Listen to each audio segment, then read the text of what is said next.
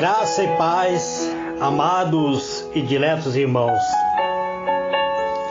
Aqui quem vos fala é Presbítero Gregório, de Campo Grande, Mato Grosso do Sul, trazendo mais um pedacinho do maná dos céus.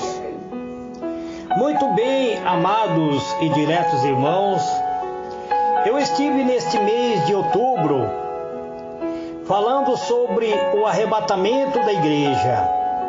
Gravei 34 áudios falando sobre este grande evento, explicando sobre o arrebatamento da igreja. Hoje eu quero encerrar toda a minha fala acerca deste grande evento, falando-vos sobre a visão do trono da majestade divina e acerca dos 24 anciões e os 4 seres viventes. Livro de Apocalipse, capítulo 4, versículo 1, está escrito assim: E depois destas coisas olhei, e eis que estava uma porta aberta no céu. E a primeira voz que como de trombeta ouvira falar comigo, disse: Sobe aqui, e mostrar-te-ei as coisas que depois desta deve acontecer. E logo fui arrebatado em espírito, e eis que um trono estava posto nos céus, e alguém estava sentado sobre o trono. E o que estava sentado sobre o trono era semelhante a uma pedra de jaspe e semelhante a sardônica. E o arco celeste estava ao redor do trono e parecia semelhante a uma esmeralda. E ao redor do trono havia 24 tronos, e via sentados sobre o trono 24 anciões, vestidos de veste branco, e tinha sobre a sua cabeça coroas de ouro. E do trono saía relâmpago, e trovões e vozes, e diante do trono ardia 7 lâmpadas de fogos, a quais são os 7 Espíritos de Deus. E havia diante do trono como um mar de vidro semelhante a um cristal. E no meio do trono e ao redor do trono 4 seres vivos cheios de olhos por diante e por detrás. Eterno e soberano Deus,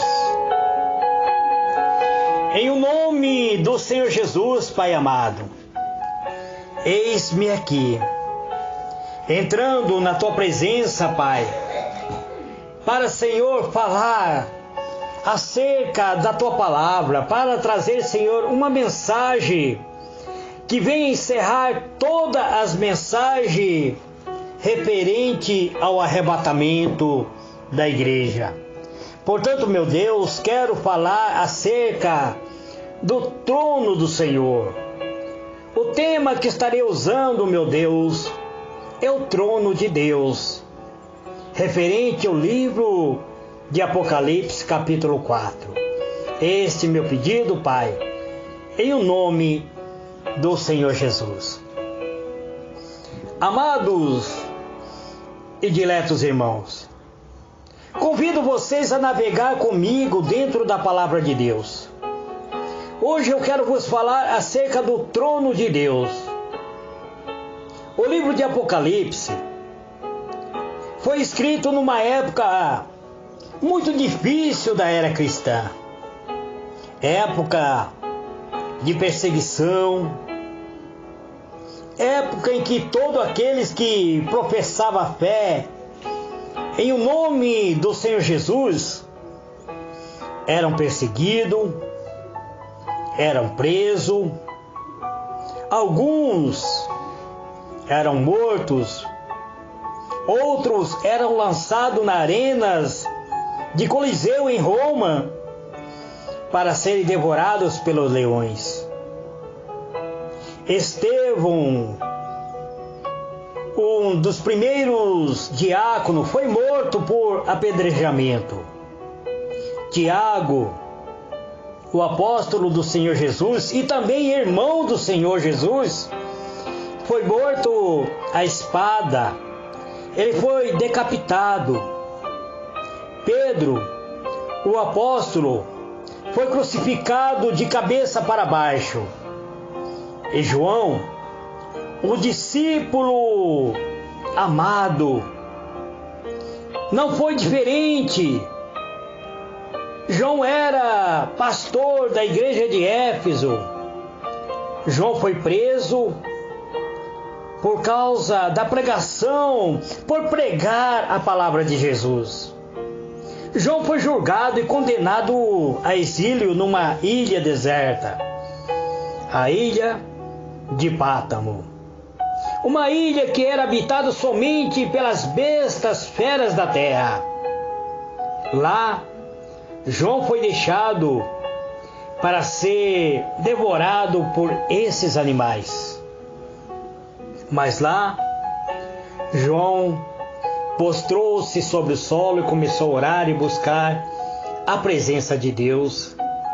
E todos nós, amados irmãos, que somos intercessores, que oramos, clamamos, suplicamos pela presença de Deus, sabemos que Deus sempre ouve as nossas orações.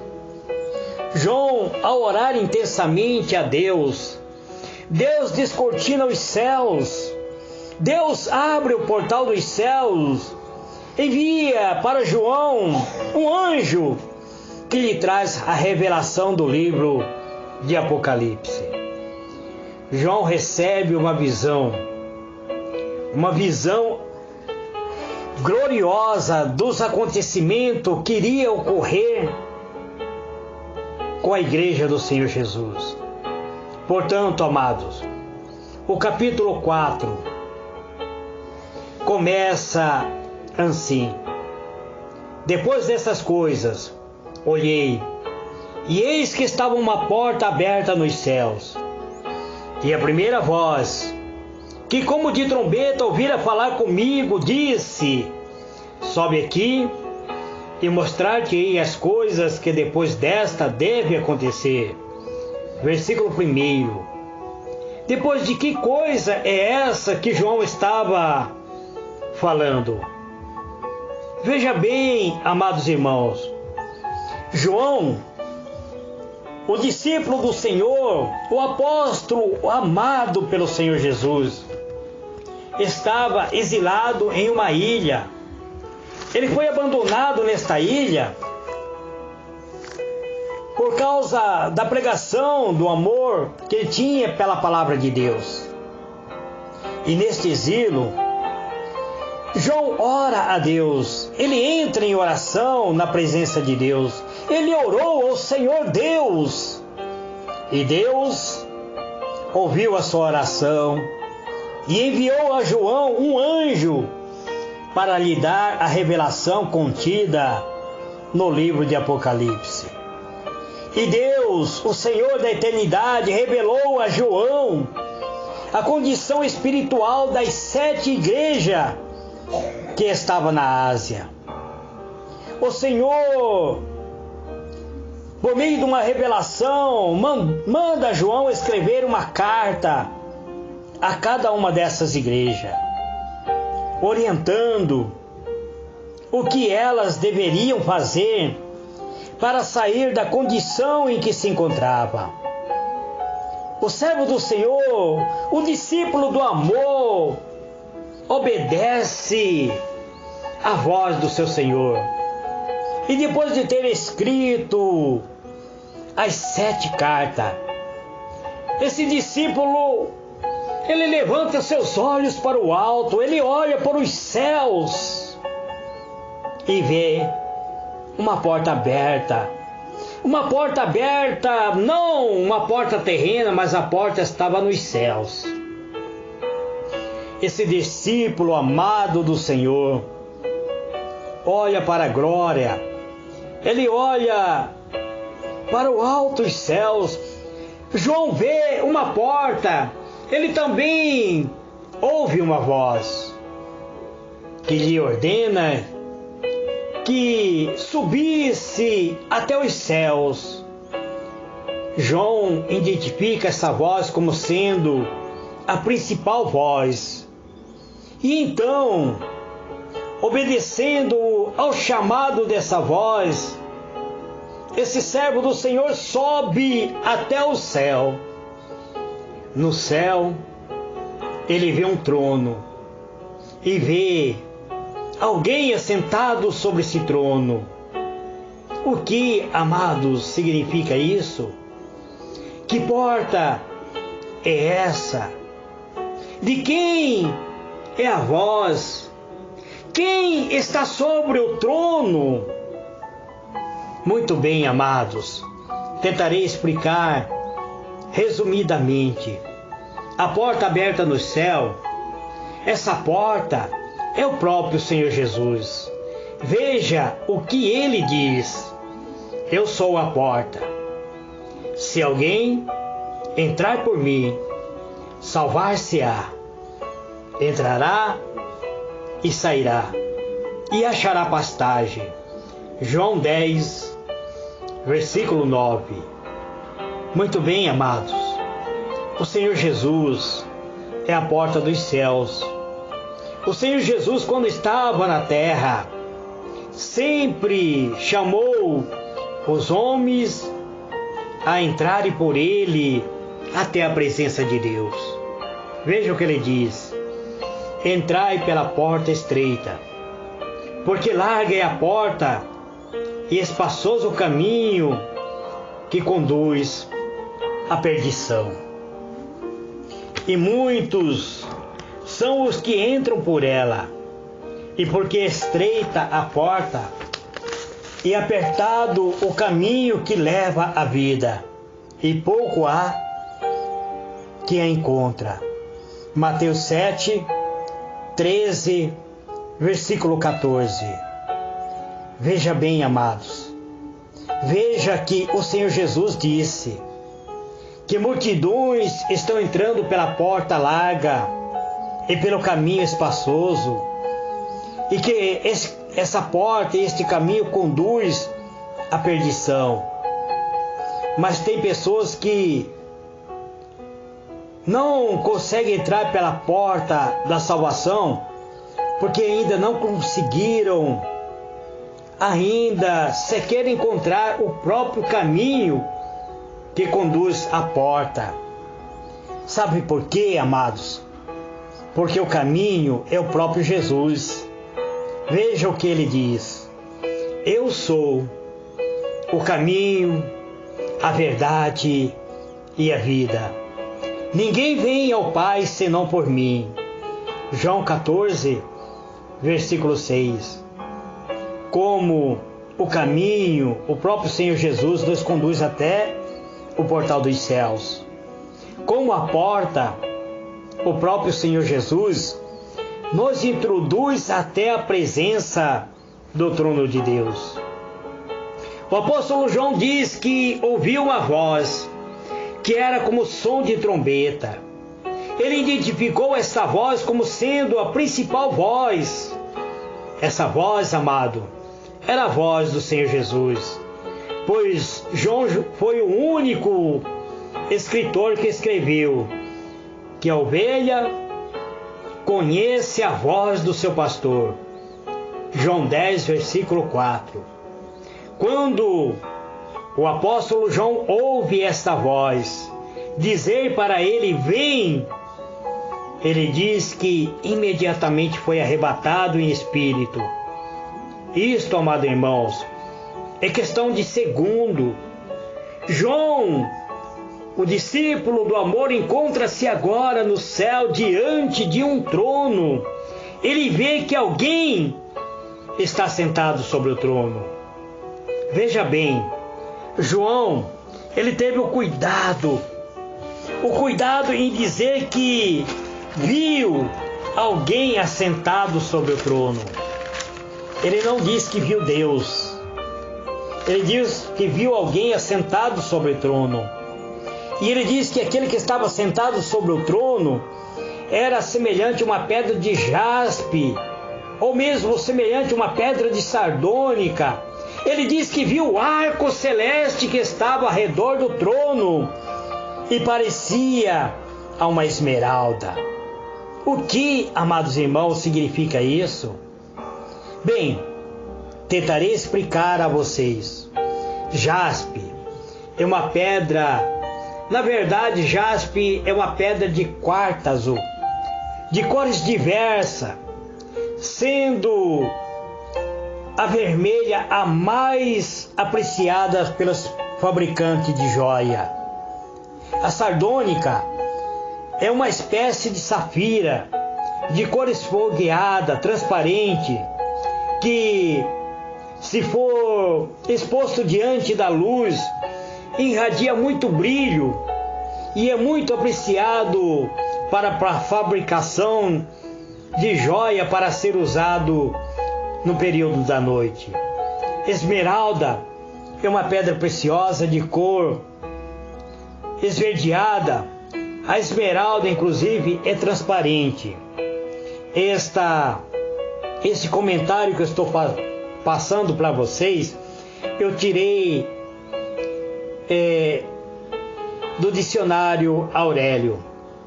Bem, amados, veja bem o que João diz.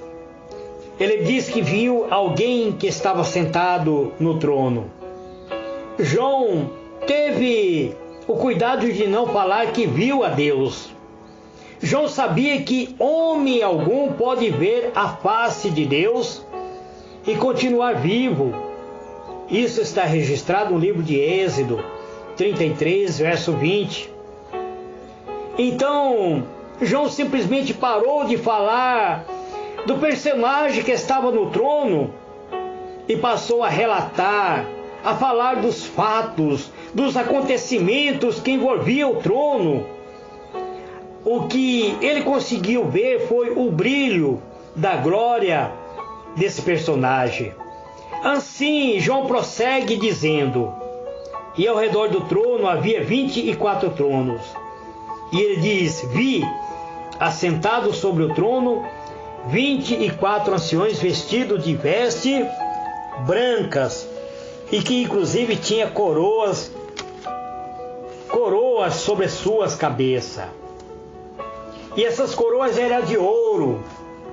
E ele diz que do trono saía relâmpago, saía vozes, saía trovões.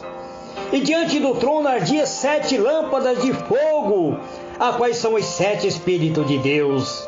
E havia diante do trono um como um mar de vidro semelhante a um cristal. E no meio do trono e ao redor do trono, 4 seres vivos cheios de olhos por diante e por detrás. Apocalipse 4, versículos 5 e 6. Eu gostaria de lançar aqui uma pergunta. Quem são os anciões que está sentado sobre o trono? Por que do trono sai relâmpago? Por que do trono sai trovões e vozes? Muito bem, amados. João disse que as 7 lâmpadas de fogo que estavam diante do trono é o próprio 7 Espíritos de Deus. Eu pergunto, quem tem esses 7 Espíritos? Que significa o mar de vidro? E por que João disse que esse mar de vidro era semelhante a um cristal? Deixa eu responder para vocês, para que vocês possam compreender. Esses 24 anciões são a representante das igrejas, tanto do Antigo quanto da Nova Aliança. 12 dele representa 12 tribos dos filhos de Israel. Faz-se referência ao representante da Antiga Aliança, representam os patriarcas. 12 deles representam a nova aliança. Jesus teve 12 apóstolos e disse a eles que se assentaria em trono no seu reino. Quando João diz que do trono sai relâmpago e trovões e vozes, está fazendo referência, amados irmãos, à voz de comando. Está fazendo a referência à atividade que existe em redor do trono de Deus. Os 7 Espíritos de Deus que João diz que ele viu na forma de lâmpada, encontra-se em Isaías 11, verso 2. E repousará sobre ele o Espírito de sabedoria, o Espírito de inteligência, o Espírito de conselho, o Espírito de fortaleza, o Espírito de conhecimento, o Espírito de temor ao Senhor. Aqui são 7 Espíritos, amados irmãos, que iriam repousar sobre quem? Sobre o Senhor Jesus. Aqui Isaías diz que o Senhor Jesus teria os 7 Espíritos de Deus. João diz que diante do trono havia como um mar de vidro. Quando a Bíblia faz referência ao mar, está referindo-se ao povo, ou seja, a multidões, a nações. Mas o apóstolo muda a versão vidro para dizer que é semelhante ao cristal. Isto, amados irmãos, é porque o vidro pega impureza. O cristal não. O cristal jamais pega impureza. Quando Deus olha para lá do seu trono para a terra, o seu olhar, semelhante à chama de fogo, dissipa todas as impurezas. O último trecho do verso 6 diz que no meio do trono e ao redor do trono havia 4 seres viventes, cheios de olhos, por diante e por detrás. E continua. O primeiro era semelhante a um leão, e o segundo era semelhante a um bezerro, e o terceiro tinha rosto como rosto de homem, e o quarto era semelhante a uma águia voando. Versículo 7 do capítulo 4 de Apocalipse. Amados, quero lançar aqui uma pergunta. Quem são esses seres? Por que eles estão cheios de olhos por diante e por detrás? Muito bem, amados. Estarei dando a resposta aqui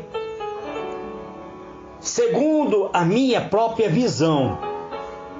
Se alguém um dia trouxer alguma coisa que venha mudar essa resposta, baseado pelo poder do Espírito Santo, eu irei aceitar. Mas a resposta que eu posso dar a vocês, esses 4 seres viventes são a onisciência de Deus e também são a onipresença de Deus. Talvez agora você esteja pensando, a onisciência, a onipresença não são atributos somente de Deus Pai, de Deus Filho, de Deus o Espírito Santo? E talvez você acaba pensando que o que estou falando seja alguma coisa que venha fazer a heresia. Deixa eu explicar. Deixa eu vos dizer, amados irmãos. Esses 4 seres estão cheios de olhos, por diante e por detrás. Portanto, eles tudo veem, tudo ele enxerga. Isso significa o quê? Que eles são onisciência. Tem cada um de si 6 asas, pois eles são capazes de se locomover, estar em todos os lugares. Isso significa o quê? Onipresença. esses 4 seres viventes são também querubins de Deus, são também serafins de Deus. Isaías teve uma visão no dia em que morreu o rei Uzias, e ele, mediante esta visão, qualificou esses 4 seres vivos como sendo serafins. Isaías 6, capítulo 6, né? Ezequiel teve uma mesma visão e qualificou esses seres como sendo querubins. Ezequiel 1, versículos 5 e 6 e o versículo 10. Amados, quando lemos sobre os seres celestiais, veremos que anjos não têm asa, arcanjos têm 2 asas, querubins têm 4 asas e serafins têm 6 asas. Portanto, amados, precisamos estudar, analisar bem para saber sobre esses 4 seres. A Bíblia diz que o primeiro tinha rosto como de um leão. O leão, amados irmãos, é o símbolo de força, de poder, de autoridade. O leão é o rei da selva. Jacó, ele teve 12 filhos, são os 12 patriarcas, e o seu primogênito era Rubens, mas ele não recebeu a herança da primogenitura, porque ele contaminou a cama de seu pai. Seu segundo e o seu terceiro filho era Simão e Levi, mas eles também não foram contemplados com a bênção da primogenitura, porque eles eram homens sanguinários, eles eram homens que pegavam facilmente em armas e matavam os seus oponentes. E a bênção da primogenitura coube ajudar o quarto filho de Jacó. Vejam bem o que a Bíblia diz: Judá, a ti te louvarão os teus irmãos, a tua mão será sobre o pescoço do seu inimigo. Os filhos do teu pai a ti se inclinarão. Judá é o leãozinho, da presa subiste, filho meu. Encurva-se e deita-se como um leão velho. Quem o despertará? O cetro não arredará de Judá, nem o legislador dentre os seus pés, até que venha Siloé. E a ele se congregarão os povos. Gênesis, capítulo 49, versículo 8 e 10. Amados, Jesus é o leão da tribo de Judá. No 5º livro de Apocalipse, João vê um livro todo selado, e não foi encontrado ninguém que fosse digno de abrir o seu selo. E João então começou a chorar. Ele chorava muito, pois ele sabia que se o selo desse livro fosse aberto, grande revelação tinha para toda a humanidade. Mas a Bíblia nos diz que um certo ancião diz para João: não chore, eis aqui o leão da tribo de Judá, a raiz de Davi, que venceu para abrir e desatar os 7 selos. Apocalipse 5, verso 5. Portanto, amados irmãos, Jesus é o primeiro ser vivente. Ele é o leão da tribo de Judá. Jesus Cristo é o leão da tribo de Judá. O segundo ser vivente, ele é semelhante ao bezerro. Existe versão bíblica que diz bezerro, touro ou boi, novilho e cordeiro. Eu só não aceito a versão que diz semelhante a um boi, porque boi é um animal castrado, e a Bíblia diz que o castrado não serve para ser sacrificado. Eu gosto muito da versão que diz cordeiro. Por quê, amados irmãos? Porque Jesus é o nosso cordeiro pascual. Ele é aquele que tomou o nosso pecado, que assumiu a nossa culpa, que levou sobre si todas as nossas iniquidades. A Bíblia conta-nos que Jesus foi batizado no Rio Jordão.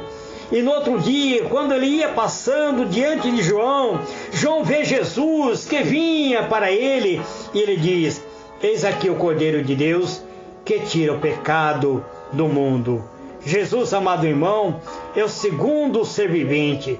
E o terceiro ser vivente tinha rosto como um rosto de homem. E a Bíblia diz, a própria Bíblia afirma que o Senhor Jesus tomou a forma humana, e quando ele estava na condição humana, foi que Satanás induziu os homens a matar a Jesus, que, sendo, a Bíblia diz, em forma de Deus, não teve por usurpação ser igual a Deus, mas aniquilou-se a si mesmo, tomando a forma de homem, humilhou-se a si mesmo, sendo obediente até a morte de cruz. Filipenses 2, versículo 6 a versículo 8. Foi quando o Senhor estava no corpo humano, foi que ele se tornou nosso Cordeiro Pascual e tomou o nosso lugar, morrendo por nós, morte de cruz. Quando Jesus morreu, todo o inferno invadiu a terra. Jesus desce até o inferno, encontra ali o inferno desguarnecido. No inferno estava a morte, estava Satanás todo vitorioso, achando que tinha vencido. Agora ele vê Jesus entrando em seu domínio, ele não suporta a luz que irradia do próprio Senhor Jesus. Cai prostrado diante do Senhor Jesus. O Senhor Jesus chega, esmaga a cabeça de Satanás e toma-lhe a chave da morte e do inferno. Então, ele coloca seus pés sobre ele e cumpre-se, amados irmãos, aquilo que está escrito na palavra de Deus. Cumpriu-se a palavra que está escrito: tragada foi a morte na vitória. Jesus olha para dentro do inferno e diz: onde está a morte, o teu aguilhão?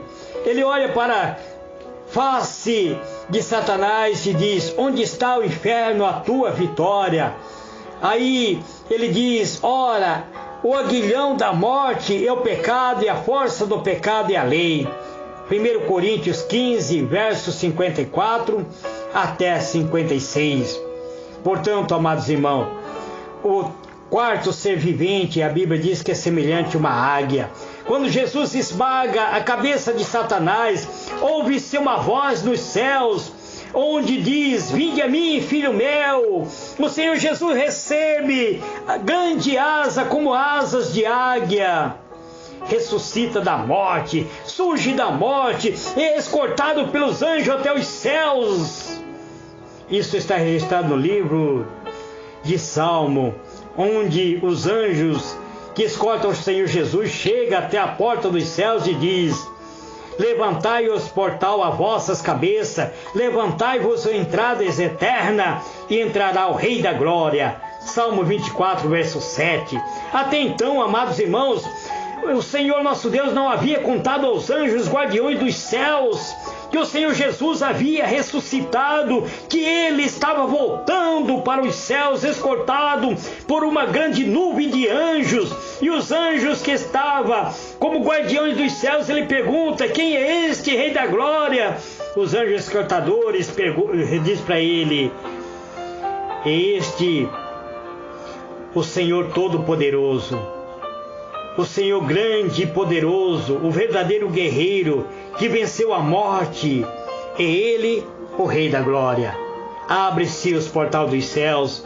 O Senhor Jesus entra na glória e se assenta à destra do Pai. Toda esta mensagem que eu venho contar para vocês simboliza, amados irmãos, o arrebatamento da igreja. Portanto, amados, brevemente o soar da trombeta soará nos céus, e nós subiremos e veremos todo este acontecimento. Está relatado no livro de Apocalipse, capítulo 4. Este é o pedacinho do maná dos céus que eu trago para vocês neste dia. Que o Senhor ilumine a vossa mente e vos conceda a paz. Fique na paz do Senhor Jesus.